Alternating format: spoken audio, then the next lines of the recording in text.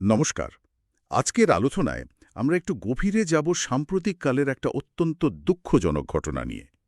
যা শুধু আসাম না, সারা দেশের সঙ্গীত প্রেমীদেরই নাড়িয়ে দিয়েছে জনপ্রিয় শিল্পী জুবিন গার্গের সিঙ্গাপুরে আকস্মিক মৃত্যু।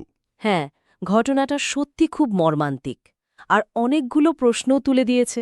আমাদের আজকের আলোচনাটা মূলত কিছু জোগাড় করার তথ্যের উপর ভিত্তি করে, বিশেষ করে একটা অনলাইন লেখা, মনে হয় শিরোনামটা ছিল Zubeen the death, accident, negligence or foul play.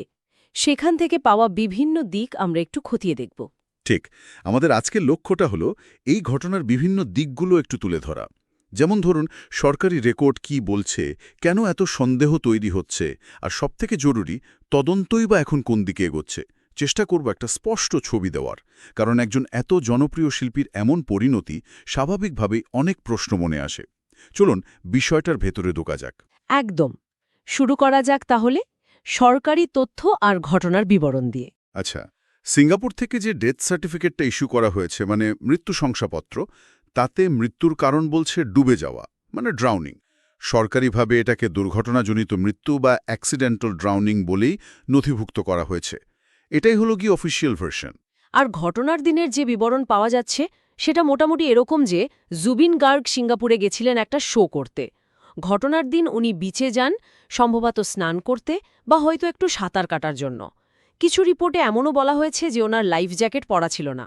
আর যারা সঙ্গে ছিলেন বা প্রত্যক্ষদর্শী, তাদের কথা অনুযায়ী একটা সময়ের পর তারা খেয়াল করেন যে জুবিন গার্গকে দেখা যাচ্ছে না। যখন তাকে জল থেকে তোলা হয় ততক্ষণে বেশ দেরি হয়ে গেছে। বাঁচানোর চেষ্টা করেও শেষ রক্ষা হয়নি। দেখুন, এই যে প্রাথমিক রিপোর্ট বা ডেথ সার্টিফিকেট, এটার একটা নির্দিষ্ট প্রক্রিয়া আছে। সাধারণত ঘটনাস্থলের প্রাথমিক পর্যবেক্ষণ, ফার্স্ট রেসপন্ডার্সদের রিপোর্ট, এগুলোর ওপর ভিত্তি করেই এটা তৈরি হয়। এটা তদন্তের একেবারে শুরুর দিকের একটা ডকুমেন্ট, বুঝলেন তো? কিন্তু এই প্রাথমিক রিপোর্ট কি সবসময় পুরো ছবিটা দেয়? বিশেষ করে যখন ঘটনাটা এত তাড়াতাড়ি ঘটে আর অনেক কিছুই হয়তো পরিষ্কার থাকে না। ঠিক, এই প্রশ্নটাই গুরুত্বপূর্ণ। প্রাথমিক রিপোর্টটা অবশ্যই একটা জরুরি স্টার্টিং পয়েন্ট, কিন্তু যতক্ষণ না একটা পূর্ণাঙ্গ তদন্ত শেষ হচ্ছে, এটাকে ফাইনাল বা একমাত্র সত্যি বলে ধরে নেওয়াটা ঠিক না। অনেক সময় দেখা যায় পরে আরও গভীর তদন্তে নতুন তথ্য উঠে আসে, যা হয়তো আগের ধারণাটাকে বদলে দেয় বা আরও জটিল করে তোলে। বিশেষ করে যখন ব্যাপারটা এমন একজন পরিচিত মানুষকে নিয়ে, তখন আরও খুঁটিয়ে তদন্তের প্রয়োজন হয়।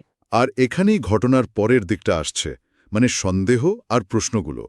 প্রথম আর সম্ভবত সবচেয়ে জোরালো যে প্রশ্নটা, সেটা হলো চরম অবহেলা বা গ্রোস নেগলিজেন্সের অভিযোগ। অভিযোগের তীরটা কিন্তু সরাসরি যাচ্ছে ইভেন্ট অর্গানাইজার আর ওনার সঙ্গে থাকা ম্যানেজারদের দিকে। এই গ্রস নেগলিজেন্স বা চরম অবহেলা বলতে ঠিক কি বোঝানো হচ্ছে এখানে? এটা কি সাধারণ গাফিলতির থেকে আলাদা কিছু? হ্যাঁ, অভিযোগটা হলো যারা দায়িত্বে ছিলেন তারা জুবিন গার্গের নিরাপত্তার জন্য যে ন্যূনতম বা দরকারি ব্যবস্থাগুলো নেওয়া উচিত ছিল সেগুলো নেননি। যেমন ধরুন, অভিযোগ উঠেছে যে সমুদ্রে নামার সময় লাইফ জ্যাকেটের ব্যবস্থা ছিল না, বা উনি যখন জলে তখন তার ওপর নজর রাখার কেউ ছিল না। এই ধরনের গাফিলতিকে সাধারণ ভুল বা অসাবধানতা বলা যায় না, এটাকে বরং কর্তব্যে মারাত্মক ত্রুটি হিসেবে দেখা হচ্ছে। এটাই হলো গ্রস নেগলিজেন্স, আর এর ভিত্তিতেই কিন্তু আসামে একটা এফআইআর দায়ের হয়েছে। এই গ্রস নেগলিজেন্সের আইনি দিকটা কিন্তু খুব জটিল আর গুরুত্বপূর্ণ। যদি তদন্তে এটা প্রমাণ হয় যে দায়িত্বে থাকা ব্যক্তি বা সংস্থার তরফ থেকে সত্যি এই চরম অবহেলা ছিল, তাহলে কিন্তু ঘটনাটা শুধু দুর্ঘটনা থাকে না। এর আইনি মানে এবং ফল দুটোই পাল্টে যেতে পারে। তখন প্রশ্ন আসবে, এই অবহেলার জন্যই কি মৃত্যুটা হলো? যদি তাই হয়, তাহলে কারা দায়ী আর তাদের বিরুদ্ধে কি পদক্ষেপ নেওয়া হবে? তাহলে কি এই অবহেলা প্রমাণ করাটা একটু কঠিন হবে? বিশেষ করে ঘটনাটা তো বিদেশে ঘটেছে। সিঙ্গাপুরের আইন আর ভারতের আইন তো এক নাও হতে পারে। অবশ্যই কঠিন হওয়ার সম্ভাবনা আছে। প্রথমত, অন্য দেশের মাটিতে ঘটা ঘটনার তদন্ত করা, প্রমাণ জোগাড় করা, এটা এমনিতেই বেশ জটিল। সিঙ্গাপুরের কর্তৃপক্ষের সাহায্য লাগবে, সেখানকার আইন অনুযায়ী জোগাড় করা প্রমাণ ভারতে কতটা গ্রাহ্য হবে, এসব ফ্যাক্টরগুলো তদন্তকে প্রভাবিত করবে। দ্বিতীয়ত, চরম অবহেলা প্রমাণ করতে গেলে দেখাতে হবে যে বিপদের ঝুঁকি জানা সত্ত্বেও হয় ইচ্ছাকৃতভাবে বা চূড়ান্ত উদাসীনতার সঙ্গে নিরাপত্তা উপেক্ষা করা হয়েছে। এটা শুধু সাধারণ গাফিলতি প্রমাণের চেয়ে কঠিন। সিআইডিকে এই সব দিক দেখতে হবে খুব সাবধানে। এই অবহেলার অভিযোগের পাশাপাশি আর একটা বিষয়ও ঘটনাটাকে আরও জটিল করে তুলেছে, সেটা হলো ফ্যান আর সাধারণ মানুষের মনে যে গভীর সন্দেহ তৈরি হয়েছে। জুবিন গার্গ তো শুধু জনপ্রিয় শিল্পী ছিলেন না, উনি শারীরিকভাবে বেশ ফিটও ছিলেন, নিয়মিত স্টেজ শো করছিলেন। তাই তার মতো একজন মানুষ এভাবে হঠাৎ জলে ডুবে মারা যাবেন, এটা অনেকেই ঠিক মেনে নিতে পারছেন না। হ্যাঁ, এটা খুব স্বাভাবিক একটা মনস্তাত্ত্বিক প্রক্রিয়া।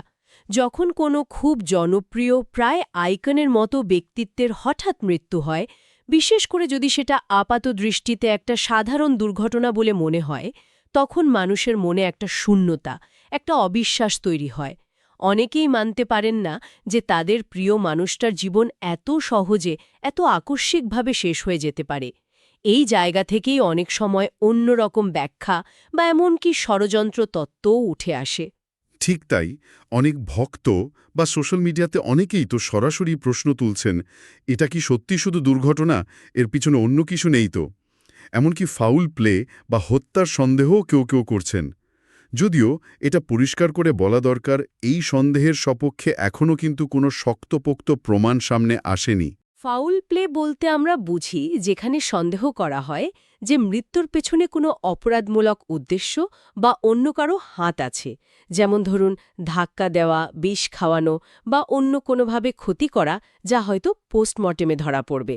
তদন্তে এই দিকটা অবশ্যই দেখা হচ্ছে, কিন্তু যতক্ষণ না কোনো প্রমাণ মিলছে ততক্ষণ এটা শুধুই একটা সম্ভাবনা বা সন্দেহ মাত্র।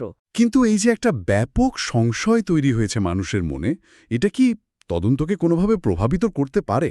অবশ্যই পারে। দেখুন, একদিকে এই গণ আবেগ তদন্তকারী সংস্থার ওপর একটা চাপ তৈরি করে যাতে তারা কোনো দিক উপেক্ষা না করে স্বচ্ছতার সাথে কাজ করে। এটা একদিক দিয়ে ভালো, কিন্তু অন্যদিকে অতিরিক্ত আবেগ বা চাপ অনেক সময় তদন্তকে ভুল পথে নিয়ে যাওয়ার ঝুঁকিও তৈরি করে। তদন্তকারীদের তখন একদিকে যেমন শক্ত প্রমাণের ওপর ভরসা করে এগোতে হয়, তেমনি অন্যদিকে এই প্রবল জনমত আর আবেগের সঙ্গেও ডিল করতে হয়। এটা বেশ একটা কঠিন ব্যালেন্স রাখার মতো ব্যাপার। আর তৃতীয় যে কারণটা চাপ বাড়িয়েছে, সেটা হল আসামের সমাজ আর সংস্কৃতিতে জুবিন গার্গের অবস্থান। উনি তো শুধু একজন শিল্পী ছিলেন না, আসামের মানুষের কাছে উনি একজন আইকন, অনেকের কাছে একটা আবেগের নাম। ওর গান, ওর সোজাসাপটা কথা বলার ভঙ্গি ওকে একটা অন্য জায়গায় নিয়ে গিয়েছিল। তাই ওর এই মৃত্যু আসামে একটা বিরাট আলোড়ন আর মানসিক চাপ তৈরি করেছে। ঠিক, এই আইকন স্টেটাসের জন্যই ওর মৃত্যুকে ঘিরে এত রাজনৈতিক আর সামাজিক চাপ। আসাম সরকার, বিশেষ করে আসাম পুলিশের সিআইডি বিভাগের ওপর একটা বিরাট চাপ রয়েছে যে এই ঘটনার একটা পূর্ণাঙ্গ, নিরপেক্ষ এবং স্বচ্ছ তদন্ত করতে হবে এবং যত তাড়াতাড়ি সম্ভব সত্যিটা মানুষের সামনে আনতে হবে। এই রাজনৈতিক আর সামাজিক চাপ তদন্তের নিরপেক্ষতার উপর কিভাবে প্রভাব ফেলতে পারে বলে আপনার মনে হয়? দেখুন, চাপ সবসময় খারাপ নয়। এটা অনেক সময় তদন্তে গতি আনে, গাফিলতি হতে দেয় না। কিন্তু অন্যদিকে যখন চাপটা খুব বেশি হয়ে যায়, তখন তদন্তকারী সংস্থার পক্ষে পুরোপুরি স্বাধীনভাবে কাজ করাটা একটু কঠিন হয়ে পড়ে। হয়তো তাড়াতাড়ি রেজাল্ট দেওয়ার জন্য একটু তাড়াহুড়ো হতে পারে, বা হয়তো কোনো একটা নির্দিষ্ট দিকে তদন্তকে নিয়ে যাওয়ার একটা প্রচ্ছন্ন চেষ্টা থাকতে পারে। তাই সিআইডির সামনে সবচেয়ে বড় চ্যালেঞ্জ হল এই সব চাপের ঊর্ধ্বে উঠে শুধু তথ্য প্রমাণের ভিত্তিতে তদন্ত এগিয়ে নিয়ে যাওয়া এবং সব সম্ভাবনা, দুর্ঘটনা, অবহেলা বা অন্য কিছু খোলা মনে খতিয়ে দেখা। তাহলে বর্তমানে সিআইডি তদন্তের ঠিক কি অবস্থা? মানে ওরা ঠিক কোন কোন বিষয়গুলো দেখছে মূলত?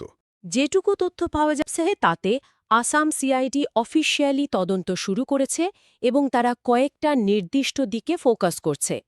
প্রথমত, ইভেন্ট অর্গানাইজার আর জুবিনের সঙ্গে যারা ছিলেন তাদের ভূমিকা, তাদের দিক থেকে নিরাপত্তায় কোনো গাফিলতি ছিল কিনা, বিশেষ করে ওই যে চরম অবহেলার অভিযোগ, সেটা খুঁটিয়ে দেখা হচ্ছে। তাদের বয়ান নেওয়া, ঘটনার দিনে তাদের কার্যক্রম বিশ্লেষণ করা, এই সব কিছুই চলছে।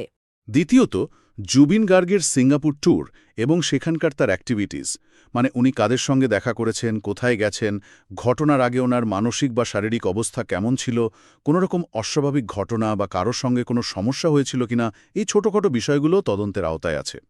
কারণ যদি ফাউল প্লের কোনো সম্ভাবনা থাকে, তাহলে এই দিকগুলো থেকে হয়তো কোনো ক্লু পাওয়া যেতে পারে। আর তৃতীয় এবং খুব খুব গুরুত্বপূর্ণ দিক হল মেডিকেল আর পোস্টমর্টেম রিপোর্ট। সিঙ্গাপুরে যে পোস্টমর্টেম হয়েছে তার রিপোর্ট আর অন্যান্য মেডিকেল ডেটা সিআইডি জোগাড় করে বিশ্লেষণ করছে। দেখা হচ্ছে ডুবে যাওয়া ছাড়া মৃত্যুর অন্য কোনো কারণ ছিল কিনা, শরীরে কোনো বাইরের বা ভেতরের আঘাতের চিহ্ন ছিল কিনা যা ঘটনার বিবরণের সঙ্গে মিলছে না, অথবা ওনার শরীরে এমন কোনো ড্রাগ বা অন্য কিছু পাওয়া গেছে কিনা যা সন্দেহজনক।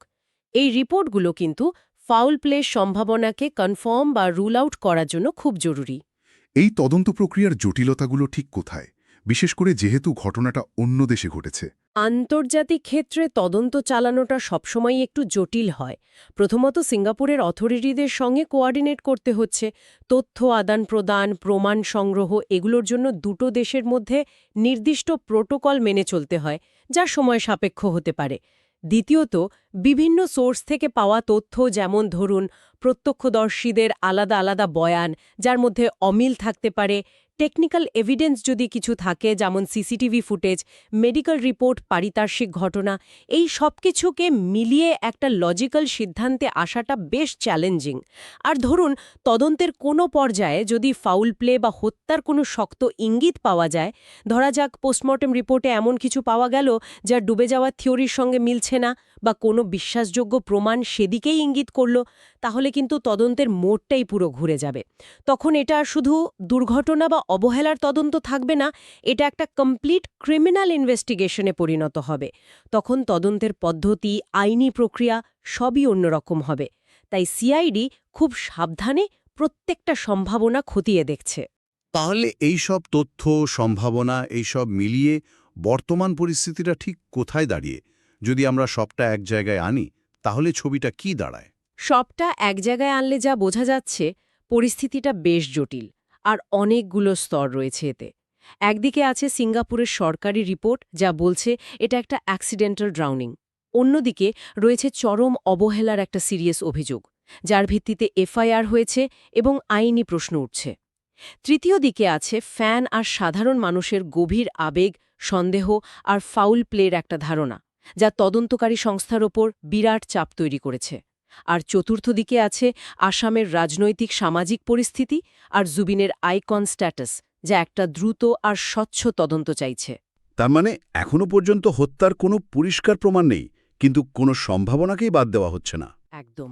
সিআইডি তদন্ত চালিয়ে যাচ্ছে এবং তারা সব দিক খোলা রেখেই এগোচ্ছে। যতক্ষণ না তদন্ত শেষ হচ্ছে আর সব প্রমাণ হাতে আসছে, ততক্ষণ কোনো ফাইনাল সিদ্ধান্তে আসা সম্ভব নয়। এটা এমন একটা সিচুয়েশন যেখানে সরকারি ভাষ্য, আইনি অভিযোগ, জনমানুষের আবেগ আর তদন্ত প্রক্রিয়া সব মিলে মিশে একাকার। তাহলে আজকের আলোচনার গুরুত্বপূর্ণ পয়েন্টগুলো যদি আরেকবার মনে করিয়ে দিই। জুবিন গার্গের মৃত্যুর অফিসিয়াল কারণ ডুবে যাওয়া হলেও ঘটনাটাকে ঘিরে চরম অবহেলার অভিযোগ উঠেছে।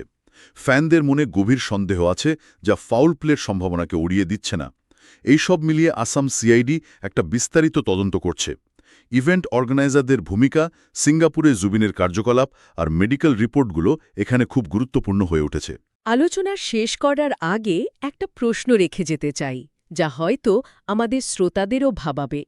যখন কোনো বিখ্যাত বা খুব জনপ্রিয় ব্যক্তির মৃত্যুকে ঘিরে এমন ধোঁয়াশা, এত প্রশ্ন আর এত তীব্র আবেগ তৈরি হয়, তখন সত্যিটা খুঁজে বের করার পথে সবচেয়ে বড় বাধা কোনটা হয়ে দাঁড়ায়? নিছক তথ্যের অভাব, নাকি এই তীব্র গণ আবেগ যা হয়তো তদন্তকে ঠিক পথে এগোতে দেয় না, অথবা তদন্ত প্রক্রিয়ার নিজেরই কিছু সীমাবদ্ধতা, বিশেষ করে যখন ঘটনাটা আন্তর্জাতিক স্তরে ঘটে? আর এই দুঃখজনক ঘটনাটা ভবিষ্যতে শিল্পী এবং ইভেন্ট আয়োজকদের নিরাপত্তার ব্যাপারে কী বার্তা দিয়ে গেল? এই প্রশ্নগুলো নিয়ে হয়তো আমাদের আরও ভাবা দরকার। অবশ্যই। এই ভাবনাগুলো নিয়েই আজকের মতো আমরা আমাদের আলোচনা এখানেই শেষ করছি। আমাদের সঙ্গে থাকার জন্য ধন্যবাদ।